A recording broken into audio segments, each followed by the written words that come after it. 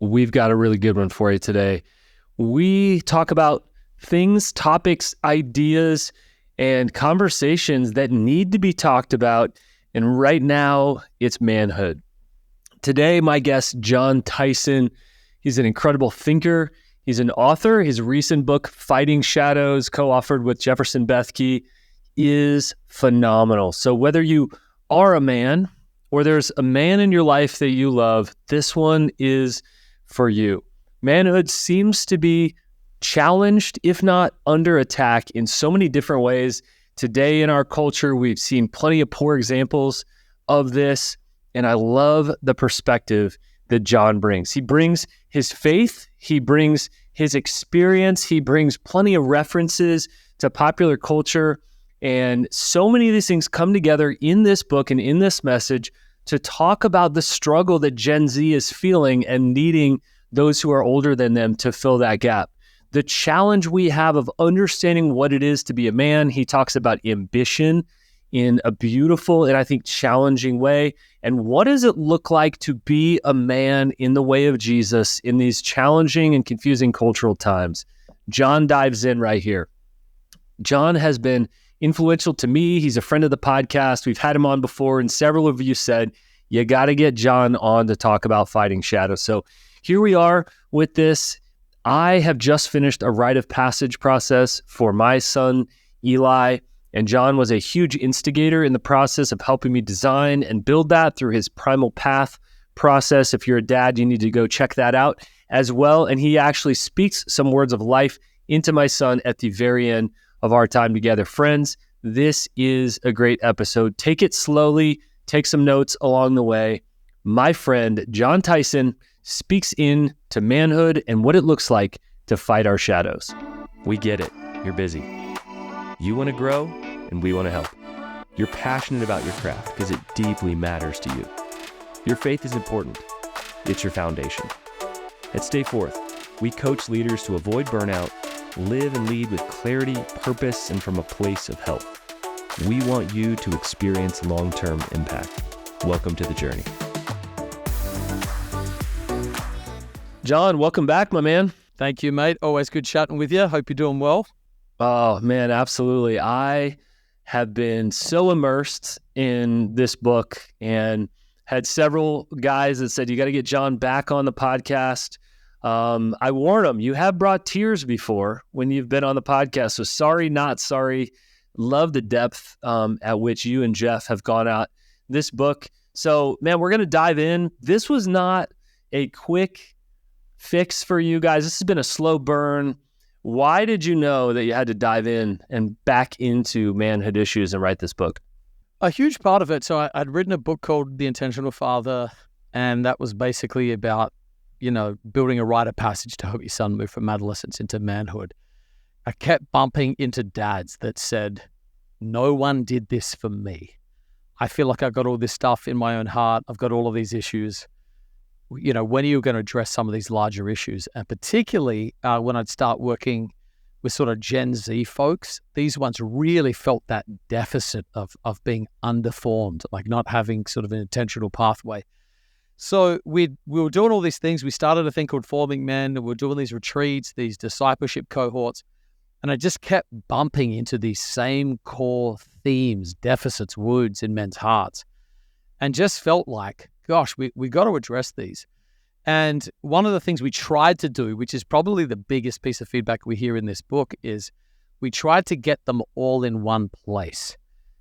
These 7 issues, you could do a 1-year study on each of them to really heal men's hearts, but most men are probably not going to read 7 books on 7 issues in a row because it is too busy, too transient, too much going on. So we try to take the core issues and put them in front of men so they can begin to process some of the stuff they're wrestling with. And our vision is to see men reach their redemptive potential and become like Jesus. And it felt like there was just a real lack in that space. There's been great men's movements in the past, but there hasn't been a real emphasis at scale on men in quite a few years. So it sort of felt like a call and a need and what God put in front of us. So, I know you're burdened by this. This wasn't just a book idea or your next thing.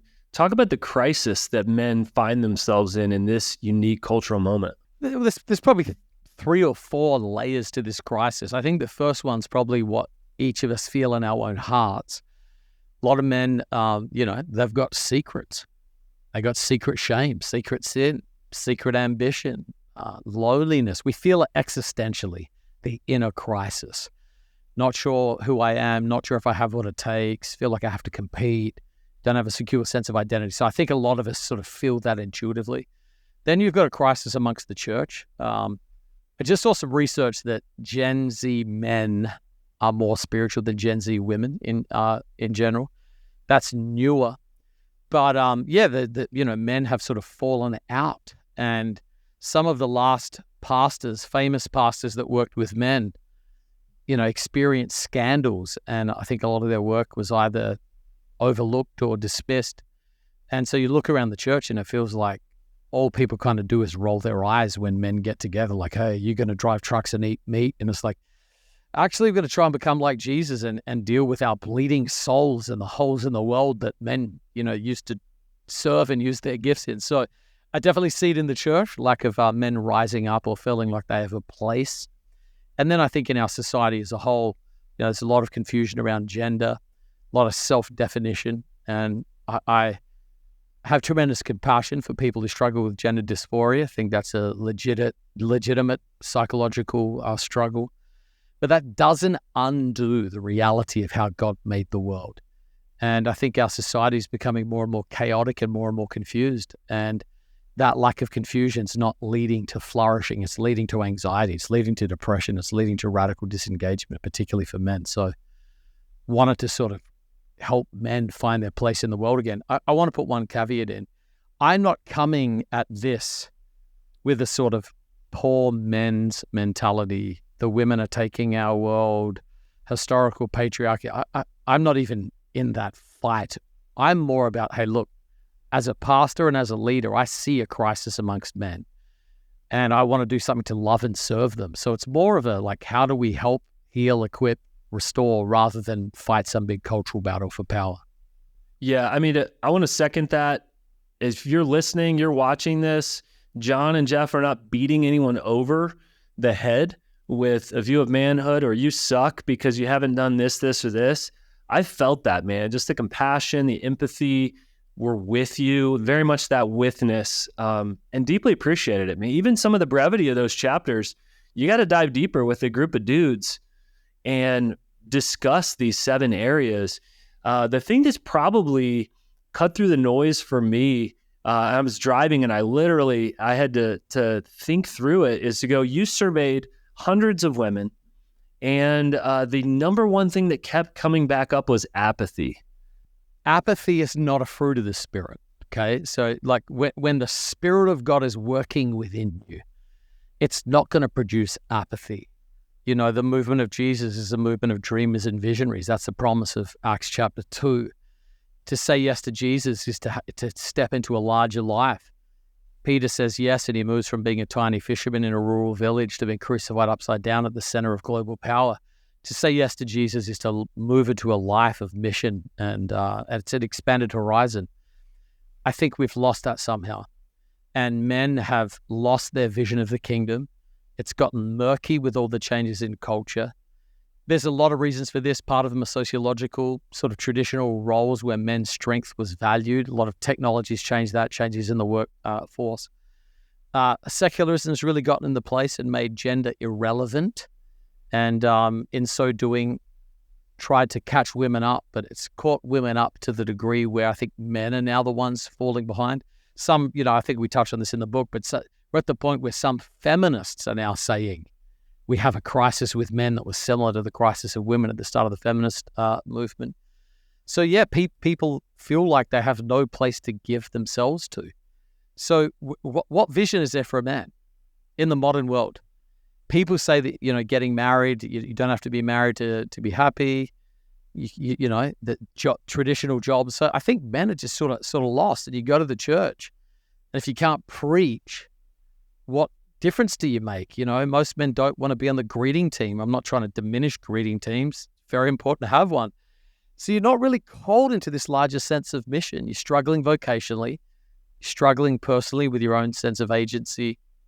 So I think whenever Jesus gets a hold of a man's heart, he's going to start stirring passion in him. He's going to start giving him vision. He's going to start calling him beyond his internal apathy to a sort of an external cause. So yeah, I that's one of the beauties of following Jesus, is that expanded horizon of possibility. So that's what we're sort of trying to stir in the hearts of men and get them to spur one another on in what God's called them to do. And there's a resurgence across the country in these whether it's little pockets of men gathering. I was recently with a group, hundreds of men, submitting their lives to Jesus, being completely honest, no BS environment, praying for one another, tears. Like, it's not what you picture from the outside. And I say that to my wife sometimes, of like, this is not what you picture from the outside. Again, I think the humility in that space is probably the opposite of what people imagine happens when dudes get together, especially when we talk through politically what's happening right now. And it's a beautiful thing to see. What are you seeing kind of little seeds of the kingdom among men across the country right now? I see a lot of that. I see a lot of vulnerability. I see a lot of intentionality. And to be honest with you, I see a lot of proactivity. Like, I see guys going, okay, look, we got to take action here. I can't wait for my entire community, my church community, to start a men's ministry. I just got to get together with some brothers and just start sort of processing. I'm also seeing younger guys get together with older guys. What are the best things you can do in midlife? I'm a middle-ager. Is immediately, don't look up in envy at other people's success. Look down at those below you and ask, how do I raise them up? And the best thing you can do in midlife is mentor the up-and-coming generation. I see a ton of very hopeful stuff, because you're at your best when you're giving yourself away for others. And one of the best recognized ways to deal with anxiety and depression, I'm not talking clinical depression, but low-grade depression, is to serve other people. And I'm definitely seeing a lot of guys getting together with the younger guys and just pouring into them, listening to them, creating space, giving them some practical wisdom. You'd be amazed at how many guys lack basic life skills, how to, manage a budget, how to steward their time, how to get serious pursuits. So I see a lot of sort of like little micro man schools, mentoring schools happening. And I see a lot of men recovering their vision for the person of Jesus. That's our ultimate message. I'm not in the let's fight for biblical masculinity. I'm in the let's help men become like Jesus can. I think Jesus is the best man who's ever lived. And I see guys really rallying with a hunger like that. I want to be like Jesus. Jesus turned over tables. He knew when to get angry. Jesus wept. He had a broken heart, was in touch with his emotions. Jesus was the most differentiated man who's ever lived. He was able to say to the disciples, do you need to leave too?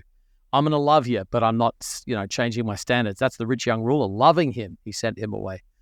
Jesus is someone that knew his identity. He knew who he was, the beloved son. And so I see a lot of guys getting a vision of becoming like Jesus and experiencing their inner life like Christ, connected to their Father, becoming like Christ in the power of the Holy Spirit. So more than anything, I see biblical discipleship among men that is holistic, nuanced, and healthy, rising everywhere. It's actually very, very encouraging. All right, well, we're taking a break out of our regularly scheduled podcasting content to bring you a pretty cool announcement, something we've been working on behind the scenes for quite a while. We have launched something brand new out of need, which is always great to feel needed and be able to serve. So, Alan, what's the big announcement for anyone who hasn't seen or heard already? Well, for years at Stay Forth, we've been coaching leaders, helping them get healthy, reach sustainable impact, and nothing is going to change there. That is who we are. That is our mission. That's what we're after. So we're going to continue to do really solid leadership coaching and even group cohorts around that. But we've had an increasing need over the last several years, but especially after COVID, for leaders to get sabbatical guidance and for organizations to get guidance in how to host a sabbatical program that's actually helpful for the organization and for the leaders. So the big news is this: we have launched a sister organization to Stay Forth called Sabbatical Coaching Group. And Sabbatical Coaching Group exists to help leaders rest and renew their leadership. And what does this mean? Well, we've got coaches that can serve you if you are preparing for a sabbatical, walking through a sabbatical, and probably most importantly, returning from a sabbatical and reorienting your life and leadership so that you get healthy. So this really runs in parallel to Stay Forth and so many of the things that we do, but we need more capacity. So we've added 2 coaches to that as well. So we're just going to have a greater capacity to serve ministry leaders and nonprofit leaders through sabbatical coaching. We're really, really excited about what this looks like for the future. We thought that the need for sabbatical would be something that was just like quickly birthed out of the pressures from COVID, and then now on the backside of that. But why, in your opinion, are we seeing more of a need and more of a long-term desire and the ability to serve leaders with sabbatical this far removed? Yeah, I honestly thought that it was just going to be a spike during COVID. You know, we were concerned for leaders and we were starting to see a wave of burnout. And I've actually been coaching leaders for a really long time, and I've experienced a couple sabbaticals myself. So I really hoped inside, kind of deep inside, that it wouldn't just be a blip on the radar and then life would sort of go back to normal. And the great news is that sabbaticals are growing overall. Why are they growing? Leadership's really, really complex right now. So if you're leading in any field, you know that. Very complex culturally, very complex in business. If you're an entrepreneur, if you're a nonprofit leader, raising funds in this economy, and if you're a ministry leader or a pastor, you just know how challenging it is right now. So I think the complexity, number one. Secondly, just the pure exhaustion of leaders. And what we want to do is not to see a leader who's already burned out and then have a sabbatical, like it's a last Hail Mary. We actually want to have proactive sabbaticals that are ahead of time. I love when a leader says to me before sabbatical coaching, you know, I wouldn't say I really need a sabbatical right now, but it's just been offered to me and I know that it's time. So that's what we want to see, proactive sabbaticals that actually lead into healthy rhythms for life and leadership. So yes, the complexity, the exhaustion, leaders a lot describe feeling stuck or exhausted or overwhelmed around me, around some of our coaches. And so we just wanted to make this pathway that is very specifically about the preparation, experience, and reorientation from sabbatical. What isn't a sabbatical? Because most individuals and most leaders just look at sabbatical as something that's either done out of, oh, you've done something wrong and you're going to be put on disciplinary timeout, or there's no way anyone is ever going to support me to take a vacation to goof off for an extended period of time. Yeah, so like you said, it's not discipline. It's not go sit in the corner, you've been bad. We're not talking about a disciplinary leave here. We're not talking about a medical issue that has come up in your life. That's very different, and I hope there's medical leave for you. We're not talking just about vacation, although a sabbatical usually in cases of vacation or even 2 within that. And really what it is an extended period of rest and restoration that can renew the leader. And so we're thinking in that frame of a month or more away from your primary work with the purpose or the intention to come back stronger afterwards, and accompanied by somebody, a guide, in this case, a sabbatical coach, that can really help you get the most out of this time. And we talk about different spheres, spiritually, relationally, practically, and then even culturally, you return to that culture of the organization to add value there. So that's what it is in short. That's what it isn't. There's a lot of misnomers about sabbatical, and we actually are developing tools and have plenty of tools developed as well that you could download and even learn more about what does this do? Why is this helpful for an organization? And so we have all kinds of free resources, articles, videos that are coming out to demystify this idea of sabbatical, because you can't take a great sabbatical if you don't really understand what the purpose of it is. Yeah, and I think what a lot of people don't understand is that a sabbatical benefits more than just the person on sabbatical. Organizationally, right. The entire organization benefits, which is why we do 2 things, and we do them really, really well. We do one-on-one sabbatical coaching, and then there's this idea of consulting where we work with the organization to implement a sabbatical program. Talk for a minute about what that's like.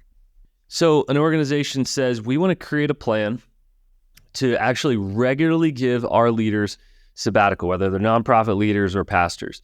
And we work with them to specifically design, what does that look like so that it actually helps the organization and doesn't hurt, so it actually helps the leader and doesn't hurt, and it helps the leader's family and it doesn't hurt. And we're talking ahead of time, proactive, in advance. one that actually raises the water level of the leadership in your organization and the culture. And so I know it's a big fear for an organization, but once that's given, it actually becomes part of the benefits package. Part of the reason to work there is because people have this culture that not only doesn't want to burn leaders out, but actually proactively gives them time and space for that. Secondly, we walk alongside of the leader one-on-one to be that guide during their journey, this disorienting journey that's incredible and challenging. So again, consulting to help the organizations design the process and walk through it in a way that's actually helpful to their culture and to walk alongside of the leader.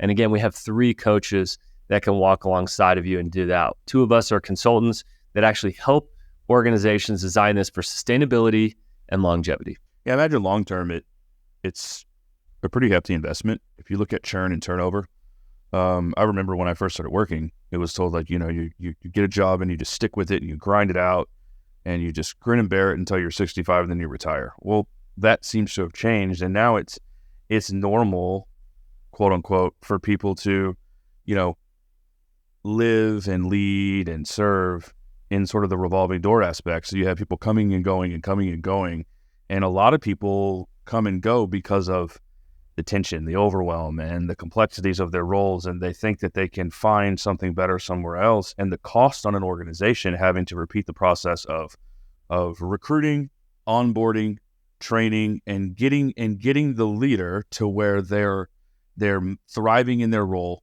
and where everyone's benefiting is costly. And so if you have something as practical as a sabbatical program, I see it as a way to more adequately steward the resources of the organization by creating someone who's invested and is there for the long haul.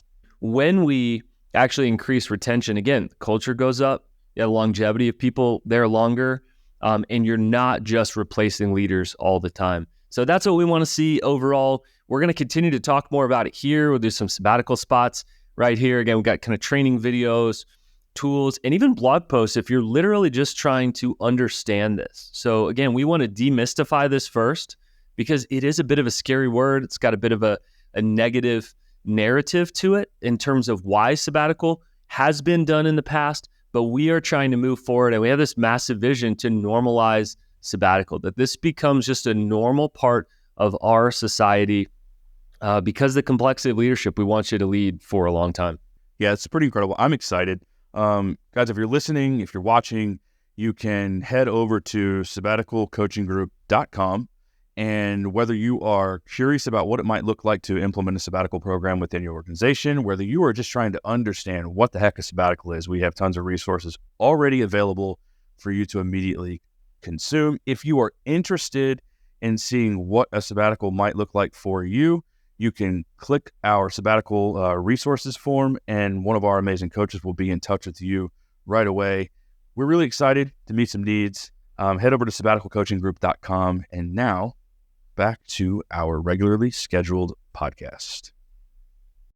It's interesting you say that, John, about basic life skills. As I coach leaders across the country, probably in the top 3 challenges, especially that church leaders are saying, our younger leaders don't know how to do. They're wildly gifted in several areas, but they don't know how to do the basic. I'd call it like 1.0 leadership development coaching, the kind of stuff that we had to get, even from life skills type classes or courses. We sort of lost the village, often have lost fathers speaking into those kind of areas.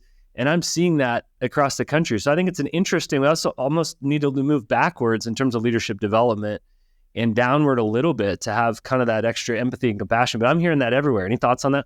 Yeah. Was it Peter Drucker? I think it was Drucker who wrote on managing yourself. I think it was Drucker. And he basically said, yeah, we've had a revolution in history. This is probably 20 years old plus. We've had a revolution in history which nobody is ready for. And that revolution is the future will be run by people who can manage themselves. Your boss is not going to manage you. A lot of people work freelance. They work online. And self-management is a fundamental skill that men have to learn. You get a sense of dignity when you can manage your life well. There is something intrinsic. There's a kind of confidence that says, yeah, I can work out and save and clean my place. And, Admiral, the bullfrog, wisdom from the bullfrog, frog, I think that, and he wrote a whole series of books, James McCraven, or I think his name is Admiral. He was the one before Eugene, he's the one before Jordan Peterson who talked about make your bed, but how it's just that taking that sense of agency and building it out. I see a lot of young guys getting a vision for that, which is learning to manage themselves, because they realize if they don't, they're going to be managed by algorithms, they're going to be managed by social media, they're going to be managed by Netflix, automatic play dynamics, they're going to be managed by porn addictions. So so two things I see. Number one, a growing awareness of the need for this, and hopeful steps where guys are actually really interested in learning those things. So yeah, churches should be more than just content distribution centers for Bible ideas. They should be whole life equipping centers to help people follow Jesus in the real world. So I definitely see some really encouraging signs of that. And you have a multi-generational church there in New York City. Talk about how you're seeing this in terms of the generations or even micro-generations approach manhood and masculinity differently. Well, to be honest with you, we don't have a very multi-generational church, sadly. You're getting up there. I mean, you're aging slowly but gracefully, if I can add. But you're attracting some people in their 20s and 30s, right? The majority of our church is in their 20s, yes. Yeah. So, okay, more multi-generational than almost all churches out there, John. Come on, give yourself some credit here. We are younger than most churches out there, for sure. The number one thing I hear if you're over 40 in our church, I am regularly, and I mean 70% of the time, the oldest person in any given room in my church. I'm 47, okay? So it's a super young church. Here's what I'm seeing in that: desperation for mentoring. That's why I said the best thing you can do with midlife is don't look around and compare yourself with your peers and get upset because you're not as successful as you thought or you're not keeping. Look down and raise up. And if someone's older, I'm thinking about the elders in our church. If they will be surrounded by young people saying, will you disciple me? Will you pour into me? Will you develop me? So I'm seeing definitely an acute hunger. I think this is really, really good. A lot of folks either come from families that are sort of fractured and fallen apart, or they don't live near their family of origin, and they don't want to just be perpetually surrounded by peers. They value their peers, like the brotherhood, being on journey, but they're actually looking for some sages and some guides to sort of bring them along. I've been affectionately, my rap name has affectionately been called Young Sage, YUNGSAGE, Young Sage. And it's basically because I'm just in so many rooms where I'm like, look, man, I haven't got it all figured out, but here's what I got. And I find myself very, very often holding court where I sit down and folks are just like, how would you handle this? What do you think about this? What do I do in this relationship? So I've been married almost 30 years. What do you do in this relational situation? What do you do with these dynamics? So it's a great time to minister. People are hungrier than ever. And I would say take the initiative. Let it be known you're available for others. If you're a little older, just say, hey, listen, man, I'm opening my heart up to 2 or 3 guys who want to go deep. I think you'd be amazed at how God uses that. Yeah, it's good word. Probably the most nuanced chapter in the book, for me at least, was ambition. Talk about the various spectrum of ambition and what that looks like to actually have godly ambition today. Well, yeah, I wrote that chapter, and it's been one of the dominant struggles of my life. And the reason it was nuanced is because you're getting now into the tangled layers of my heart. New York is a city full of ambition. You don't come by accident, and you won't stay or survive by accident. People come here with a life vision. There's an old classic book by E.B. White called Here is New York. It talks about 3 kinds of New Yorkers. He goes, you've got natives. These are just people who are from here. They barely see it because it's all they know. Then he talked about, he calls them locusts, people from outside the city who come in to graze and take. And then he's got these people who said they come here to make something great of their lives. That's what gives the city its spirit. That's Manhattan. And there's a lot of Brooklyn. That's where people come to become great. So I'm surrounded by people who are immensely gifted, incredibly well educated, the best at what they did. And a lot of people can say that's evil. I think it can be evil, but it's actually a fundamental good that's been corrupted. We should have godly ambition. The Apostle Paul said, my ambition, very strong word in Greek. Same word actually is sinful desires. It's like a covet, a craving, very strong word, is to preach the gospel where Christ hasn't been named. He had a vision to get Jesus to the ends of the earth. So our vision is to convert worldly ambition into godly ambition. And I think that's the great journey of the heart. That's what Jesus did. We forget. So number one, something interesting about Jesus. There was something in Jesus that made teenage fishermen believe they could be great. Isn't that the reason they're arguing over who's the greatest is because they'd never been around someone before who believed they could be great. Jesus, Jesus releases greatness in disciples, but he has to direct that greatness. And so he doesn't say don't want greatness. He's like, the greatest is the servant. Don't be like the Gentiles who accumulate power for the self. Use greatness is in serving others. And so that holy ambition is really rooted in God's vision. It's really rooted in security. You know, I'm working on something now from John 13. I think maybe my favorite section of the Gospel of John. It says, knowing that he'd come from the Father and was returning to the Father, and the Father had put all things under his feet. Jesus took off his outer garment and washed the disciples' feet. And really, you can't give your ambition away unless you know that God has got something secured for you. It's the secure man that uses his ambition for others. And so a lot of times, because we're insecure, we use ambition to bolster our lack of confidence, our lack of a sense of self. Godly men have a grounded identity, therefore they can use their ambition for others. That's why Jesus could empty himself, because he knew he was full of God. So yeah, I think the goal is to help people get a kingdom vision and to cultivate ambition. Apathy, I use a James K. Smith quote in there. Again, that sort of half-heartedness, that's not it. That's not godly. Zeal for your house will consume me, is what Jesus said. Jesus sees Jerusalem. He weeps over it. We should be consumed with holy zeal. We should be weeping over things. We should be wholehearted men, passionately. Philippians 3, this one thing I do, everything else is rubbish. That's holy ambition. So yeah, the goal is to diagnose, A, call people to ambition, B, diagnose ungodly ambition, and then C, cultivate godly ambition in men's hearts. It's interesting. That chapter has had a lot of resonance because I think guys want to give themselves something too, but they feel we've always heard ambition's wrong.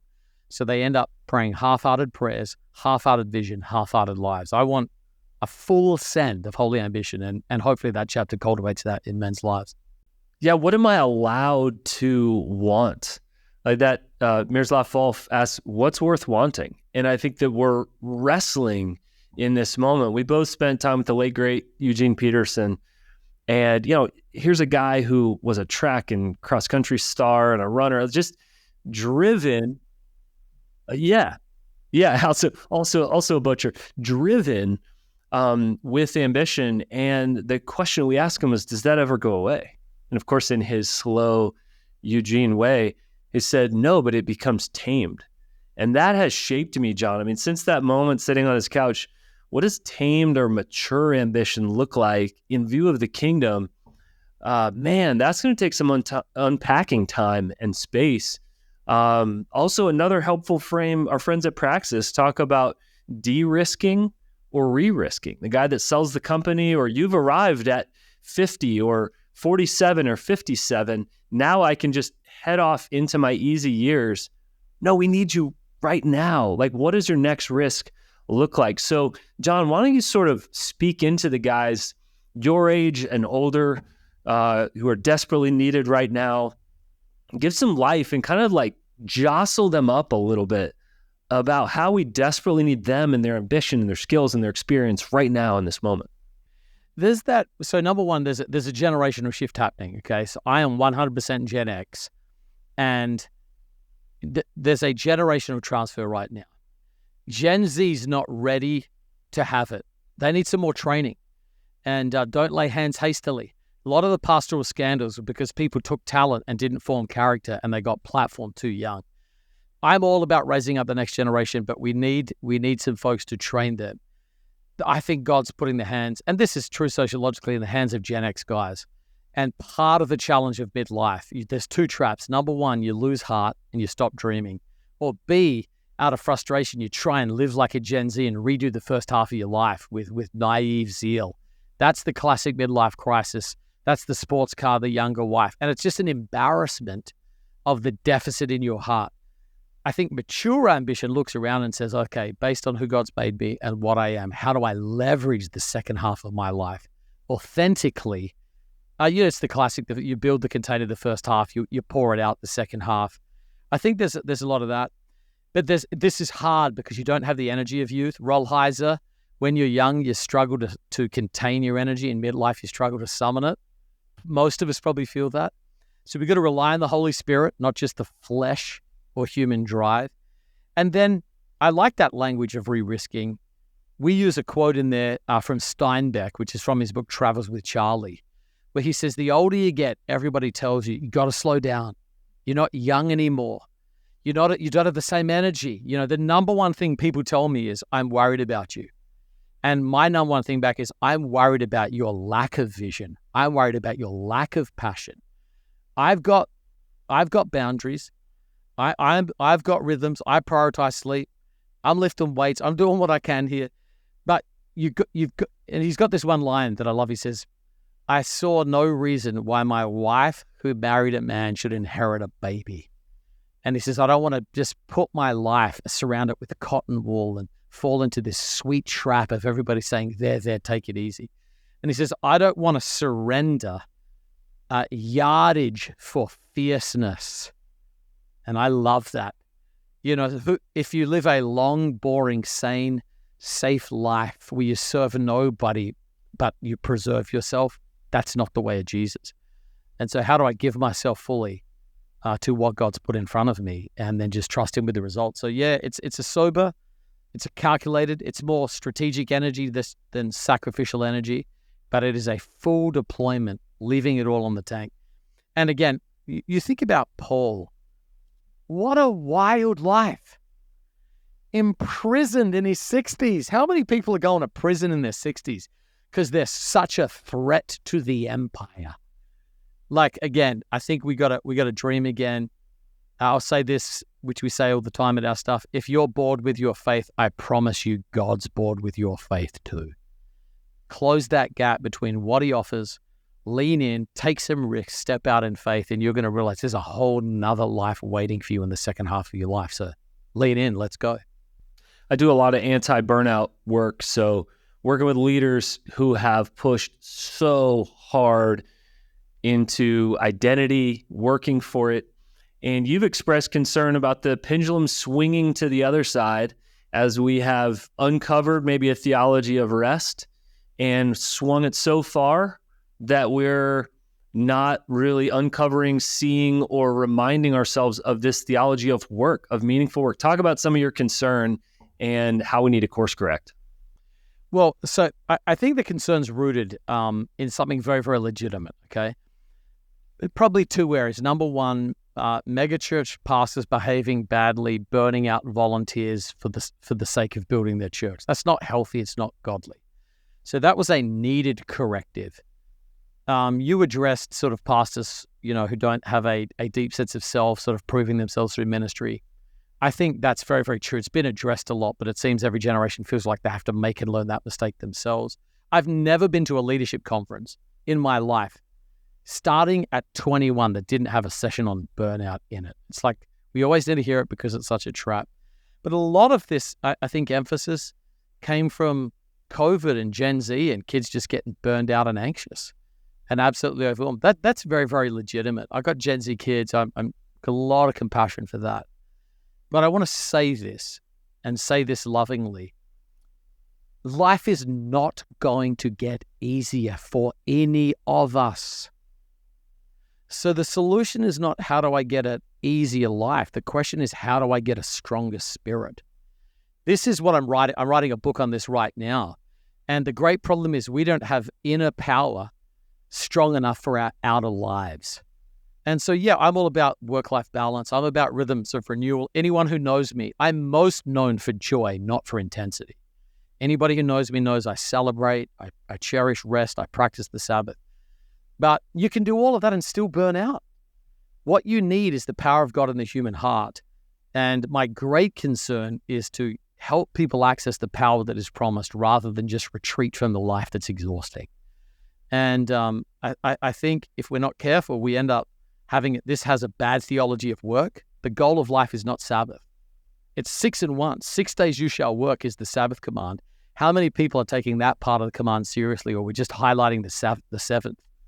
You know, 5-day work week is an American invention. And it's not bad. Some people like the Frenches. I don't know, they're doing 4 days a week. That's not my point. My point is the goal of the week is not Sabbath. The goal of the week is work. And here's where this goes wrong. I have a bad theology and stewardship of vocation. I don't do my job for the glory of God.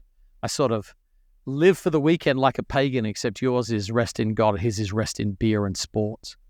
And what we end up missing is building the kingdom of God in the world through vocational ministry. We should be amazed that we have the honor of working as image bearers, extending the kingdom vocationally, and then the wonder of stepping back and reflecting with joy and resting from our labor like God did.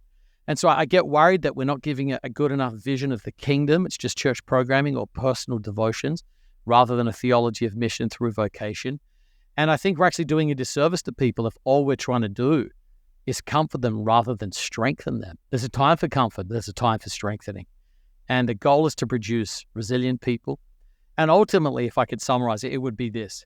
The goal is to help people access the power that Jesus accessed in order to do the mission. And I'm trying to put as much emphasis on the inner life, giving us power for the outer world rather than just how do we make the outer world more sustainable. So yeah, I'm trying to correct what I think has been an overcorrection, but the overcorrection's based on legitimate things. So I'm trying to thread a needle here. Hopefully we do it. So good. Feed your frustration. You talk about that in the book. What are you talking about? Well, that's talking about holy ambition. And most of us never get to the point where our heart breaks.